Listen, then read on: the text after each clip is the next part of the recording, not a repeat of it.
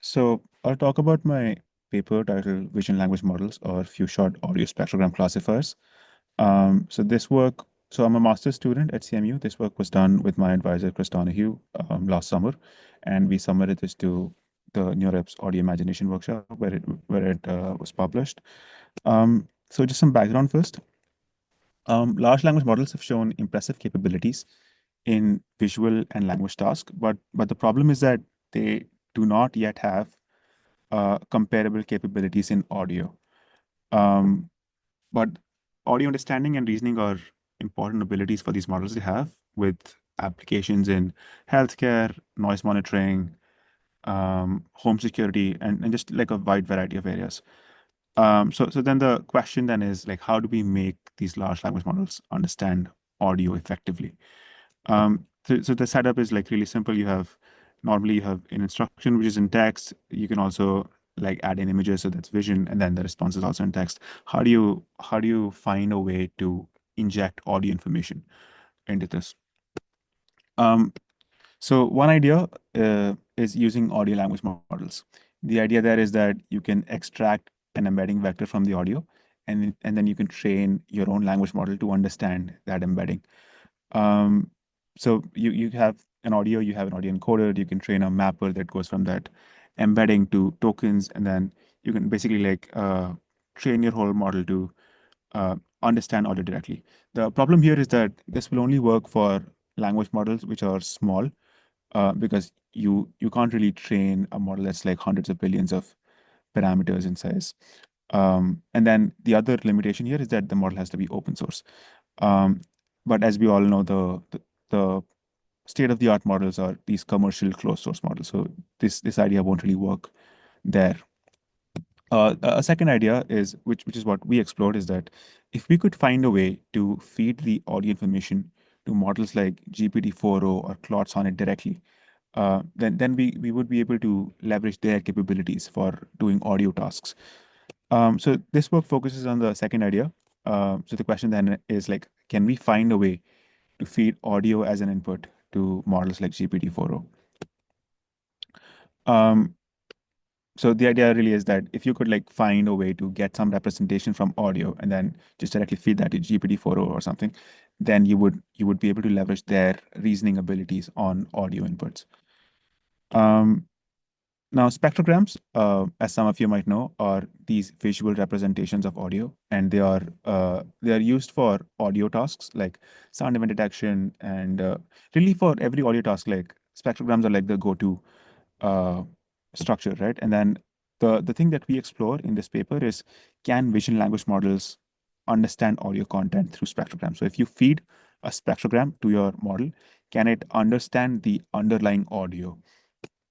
So this is what a spectrogram looks like. So you have time on the x-axis, you have frequency on the y-axis, and then you are effectively extracting that spectrogram from the audio and then feeding that to your multimodal language model or visual language model.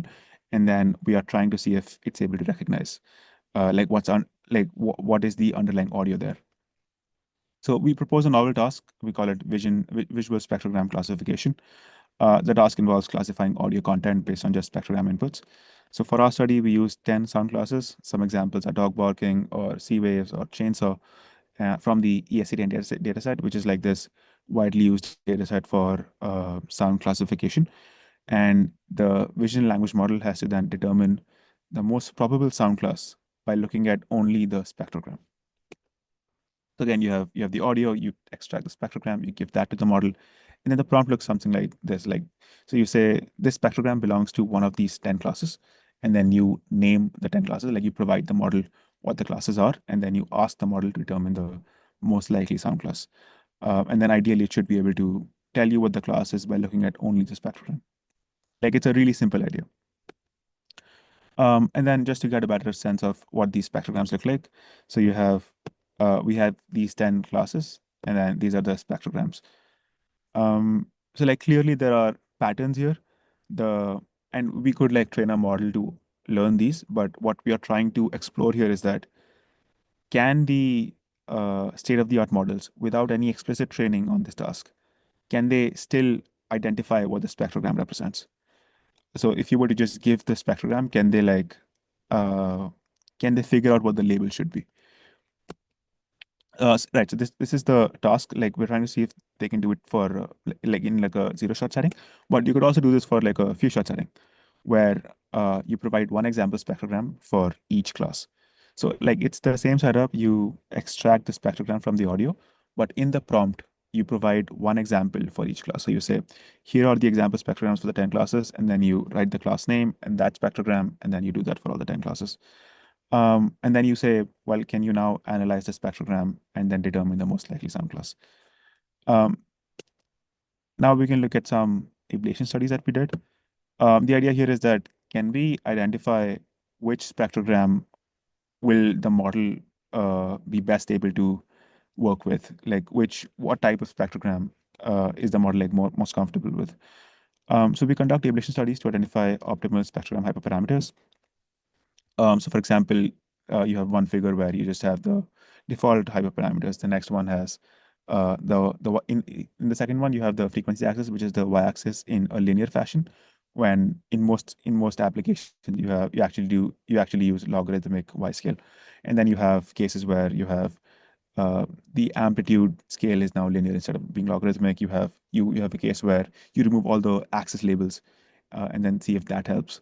You have a case where you provide the color bar, you change the color map, and like all of these different ways of representing the same audio using spectrograms to see which one of these is GPT-4 best able to identify. And what we found is that the linear frequency axis like works best, which is like somewhat like we didn't expect it to, because normally you use logarithmic scale, but this was interesting. And then we benchmark some of the state-of-the-art vision language models on this task. So you have some models from the GPT-4 series, some from the Claude 3.5 series, some Gemini models. What we found is that GPT-4o tends to perform best of the models that we tested. We also saw that when you go from zero shot with the default parameters to zero shot with the tuned parameters, here tuning just means that we use the right spectrogram from the earlier slide. We see that there is like a consistent improvement in like all the models, which kind of tells you that this spectrogram representation is probably what we should be using. We also see that as you go from zero shot to few shot, the performance like increases like by a significant margin for most models. So for example, for GPT-4o, you go from 35% to 70%. Um, and then we want to see how human experts are performing here. So like for this, we conduct user studies where we give the same task to human experts. These are people who have worked with spectrograms. So in our case, it was like professors from CMU and some graduate students. And then we give them the same task. So we give them examples of each spectrogram, and then we give them a new spectrogram, and then we ask them to label it. Um, and then what we found was that GPT-4o is able to slightly outperform human experts on this task. We also saw that both the model and human experts are actually struggling with similar sound classes, such as dog barking and sneezing, which happen to have very similar spectrograms.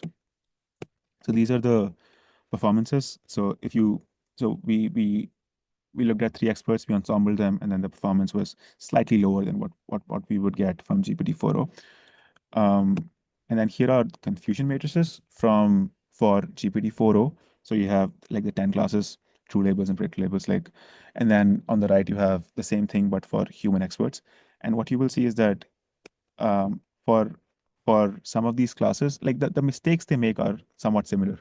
Like they get confused for in this case, like between the classes dog barking and sneezing, which makes sense when you look at those spectrograms, because so here at the top you have a spectrogram for the dog barking, bottom you have the spectrogram for sneezing, and they kind of look similar.